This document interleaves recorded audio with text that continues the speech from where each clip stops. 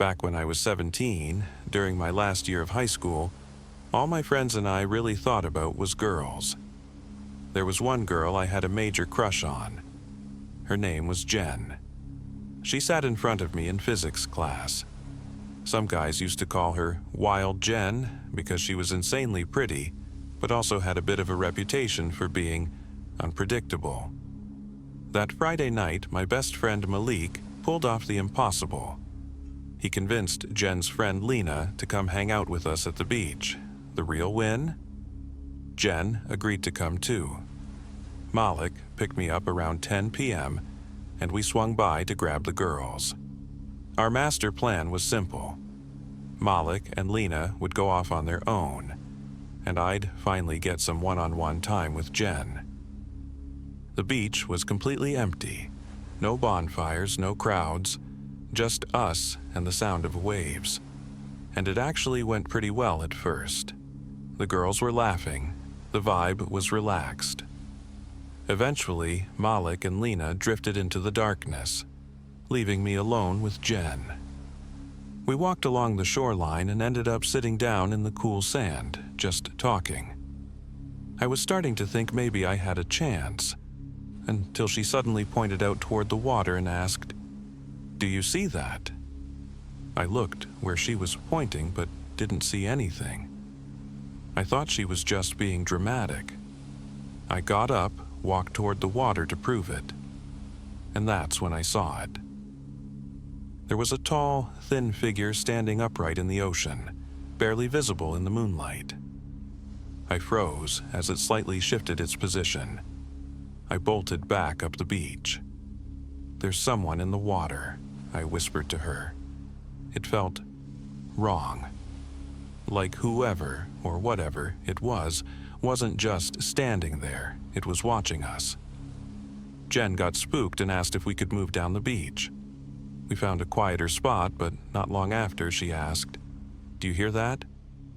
At first, it sounded like soft splashing, then silence. I glanced back toward the water and there it was again, that figure, still there. Jen didn't want to wait around, neither did I, if I'm being honest. We headed back to the car, but Malik and Lena weren't there yet. That's when my phone started blowing up. A stream of panicked texts from Malik filled my screen. "Dude, someone's in the water watching us." Then another text came in. "It's not normal, like really messed up. And we're being followed, not by a person, something." He tried calling me 3 times too. I finally called him back. He answered instantly, breathing hard. "Are you at the car?" "Yeah." "Stay there." Click. Not even a minute later, Malik and Lena came running from the dunes. Malik looked pale, eyes wide. He kept saying the same thing. It wasn't human. He described it as something tall, skinny, and wrong. Like a person stretched too far. Lena backed him up, said it stalked them through the trees. I told him what we saw in the water. He asked me to describe it. When I did, he nodded like he already knew. Then we all heard it. A scream, high-pitched, distorted, and inhuman, echoing from the beach. We piled into the car and took off. Nobody spoke much on the way home. We couldn't process what we'd seen. I still don't know what it was. But when Malik said it wasn't a someone, but a something, I believed him. We used to live in a small beach town on the Gulf Coast, just outside of Clearwater, Florida. Almost every evening, my sisters and I would head to the beach right before sunset. It was quieter then, and the views were always unreal. My youngest sister, Sophie, 13 years old, asked if she could go for a swim that evening. The sun was low and it was getting dark, so I told her to be back in 10 minutes. I kept an eye on her while my other sister, Layla, she's 16, asked me to play a quick game of volleyball. There was an old net set up with a half-deflated ball. We played a few rounds, Then I glanced back at the water. Sophie was gone. I scanned the shoreline. Nothing. I ran down to the surf, calling her name, wading in as far as I could without swimming. No sign of her. But then I spotted something out at sea. A white yacht, big and flashy, anchored just far enough that it wasn't immediately noticeable before. I swam toward it. Once I reached it, I climbed up using a tiny fold-down ladder on the side. Lights were on below deck, and I could hear laughter, adult voices. I called out, "Hello? I'm looking for my little sister." Suddenly, I heard her voice. "Seth?" she called out. It was coming from the cabin. I ran down and found her sitting on a bed, holding a can of soda, smiling like nothing was wrong. Two men were seated across from her.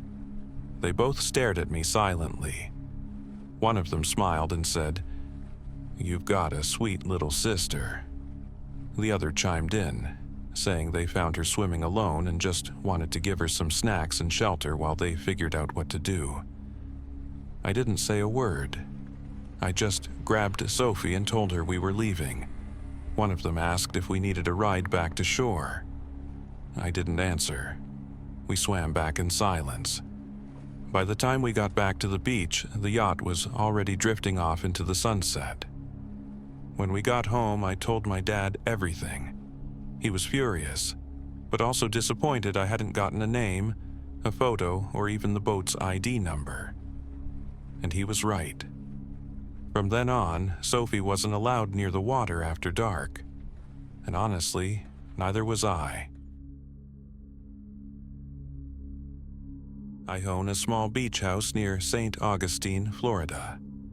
My girlfriend and I visited a few times a year, mostly during the winter months when we need a break from the freezing Connecticut weather.